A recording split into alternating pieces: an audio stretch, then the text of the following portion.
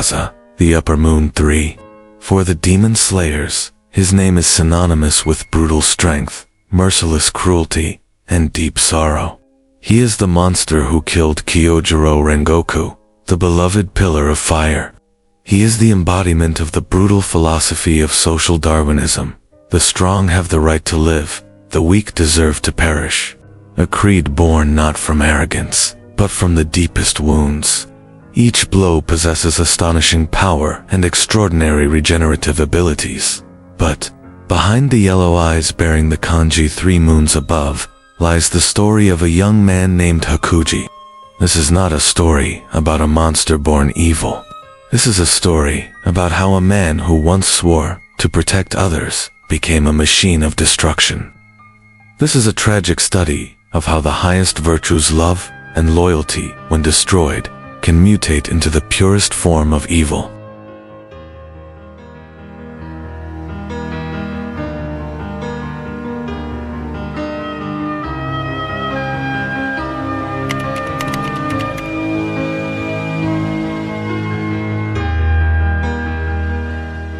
Akaza's story began long before demon blood touched his veins, in a slum in Edo, under the name Hakuji. Born into poverty and raised by a sickly father, he was a figure he loved and respected deeply. In order to buy medicine for his father, young Hakuji was forced to live as a thief. However, fate seemed to be against him. He was caught 3 times, and each time he was caught, he received brutal beatings. At only 11 years old, Hakuji's endurance to torture was so extraordinary that even adults shuddered in horror. It was this toughness that earned him the nickname Devil Child. As a permanent mark of his crimes, the judge tattooed 3 thick lines on both of his arms, representing the number of criminal acts he had committed. This is where the first philosophical irony begins. Society had labeled him a devil long before he actually became one. This is a terrible example of a self-fulfilling prophecy, where social stigma not only judges, but also shapes a person's destiny. The label of devil, given to him by the world, became an identity prison that he would later inhabit literally. The first great tragedy of his life came after his 3rd arrest. Feeling that he had become a burden that pushed Hakuji down the wrong path, his father made a decision that destroyed everything. He hanged himself. In a final letter, he wrote of his hope that Hakuji would live a righteous and honorable life. This act, intended as the highest form of love, became a paradox of fatal sacrifice. It took away Hakuji's only telesur purpose in life. His heart was broken, without a father, without a purpose, and with a criminal label that got him kicked out of Edo. Hakuji was overcome with anger. He entered an existential void, where the world felt absurd and meaningless.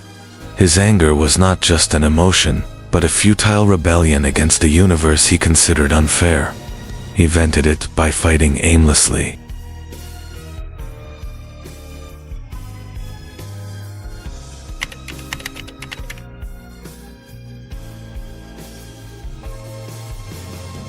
In the midst of a violent journey with no destination, fate brought Hakuji a glimmer of hope. After he beat 7 men to near death, a middle-aged man named Keizo approached him. Keizo was a martial artist and owner of the Soryu dojo. Impressed by Hakuji's strength, Keizo challenged him and easily defeated him. Keizo saw potential in the angry young man. He took Hakuji to his dojo, not to make him a student, but for a noble task, to care for his sickly daughter, Koyuki. Hakuji, who was used to caring for his father, accepted this task willingly. Under Keizo's guidance, he not only cared for Koyuki, but also began training in the Soryu martial arts style. This was his moment of enlightenment. For the first time, Hakuji learned a fundamental ethical principle. True strength is not for domination, but for protection. His strength, which was originally an expression of nihilistic anger, now found a constructive purpose. This new life gave him the opportunity to redeem his past. Keizo became a surrogate father figure, while Koyuki became a new purpose that gave him gentleness. Hakuji swore to protect them both. This oath was put to the test when another dojo set its sights on Keizo's land. In an official fight, Hakuji single-handedly defeated 9 members of the Kenjutsu dojo, even destroying real swords with his bare hands. It was a demonstration of strength born not of hatred, but of a pure determination to protect his new world.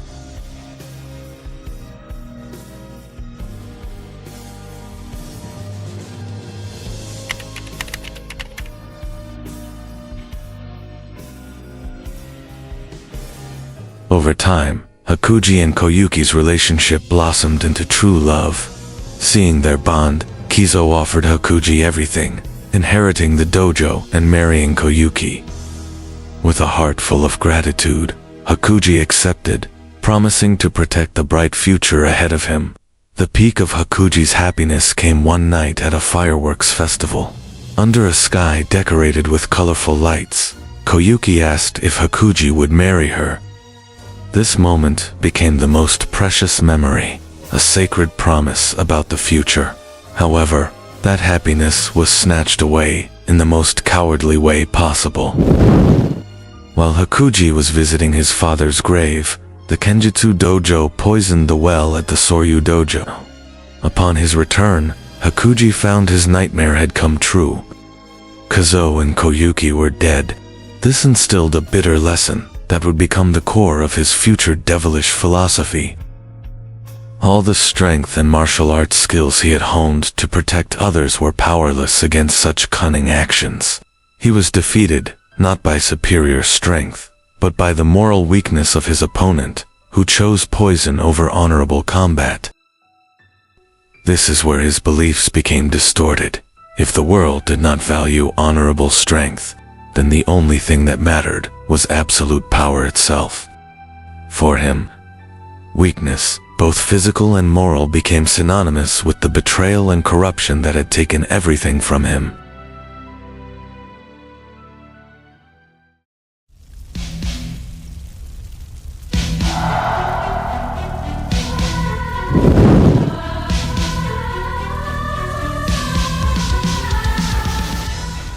Finding the 2 people he loved most dead, Hakuji's soul was shattered. His grief turned into blind rage. With his bare hands, he slaughtered all 67 members of the Kenjutsu dojo, destroying their bodies beyond recognition. This was no longer a battle, but a nihilistic proclamation. If the world took away its meaning, then he would destroy the world itself. This cruelty caught the attention of Muzan Kibutsuji. He saw potential in Hakuji's emptiness. Muzan offered him eternal power.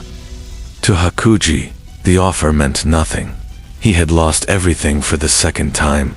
With an empty soul, he simply said, "I don't care anymore." His acceptance was not a choice based on ambition, but a surrender to emptiness. This was the culmination of his existential tragedy. Muzan did not recruit a warrior, but preyed on a soul that had been completely destroyed. As Muzan's blood flowed through him, transforming him into the demon, Akaza, the painful memories of his humanity were erased. All that remained was an empty shell filled with an endless desire to become stronger. False goal, planted by Muzan to fill the gaping void. A terrible imitation of Hakuji's pure desire to protect.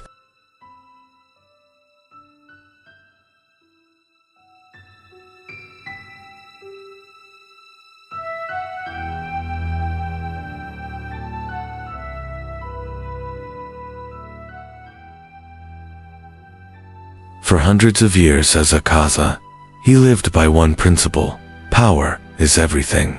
However, behind this brutal philosophy, Hakuji's soul never truly disappeared. He left behind echoes, subconscious traces that shaped Akaza's most unique code of ethics. His most famous principle was his refusal to kill or eat women. This is a manifestation of soul memory. Even though his brain has forgotten, his deepest soul is still bound to his vow to protect Koyuki. That vow is so fundamental that it has become an absolute law that even his demonic logic cannot violate. The most poetic traces of his past are engraved in his blood demon art. The snowflake pattern under his feet is a reflection of Koyuki's hairpin, whose name in kanji means snow. The names of his techniques, Kushiki empty style, Ranshiki war style, Mashiki, annihilation style, are taken from types of fireworks, his fondest memories with Koyuki. Unconsciously, every time he prepares to fight, he recalls memories of his true love. Akaza turns symbols of love and hope into weapons of destruction. This is his character's greatest development. His heart constantly remembers what his brain has forced him to forget, turning beauty into violence.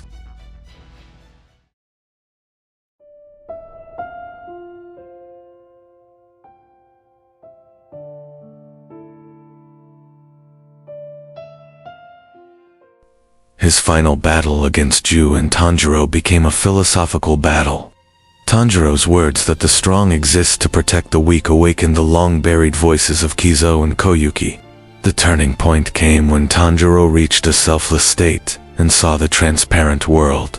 By eliminating his fighting spirit, Tanjiro became invisible to Akaza's compass needle. This was not merely a physical defeat, but an ideological one.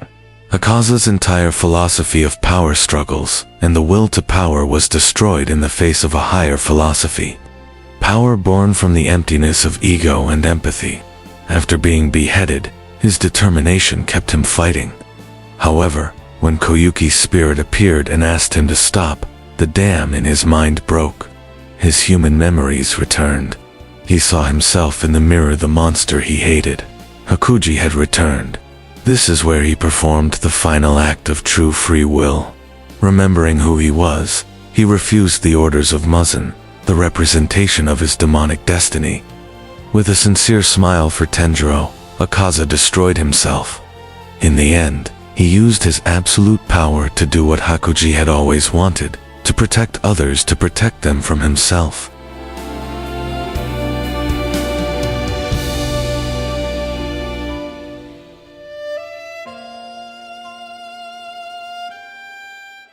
He is Hakuji, a man defined by love and loss. His pure desire to protect, when poisoned by grief, mutated into a terrible obsession with power. He became a monster not because he was evil, but because his heart had been completely shattered. His story is an allegory of how trauma can turn our greatest virtues into our deepest sins. In his final moments, he finds redemption. His spirit, restored to Hakuji, is welcomed into Koyuki's embrace. Together, hand in hand, they walk into the fires of hell, choosing eternal togetherness and redemption over separate peace in heaven. In the end, Hakuji never stopped fighting to protect. Even when his memories were lost, his soul held fast to his promise. And in his death, by destroying the monster he created, he finally fulfilled that promise one last time. It was Hakuji, the man who loved, lost, and finally found his way home.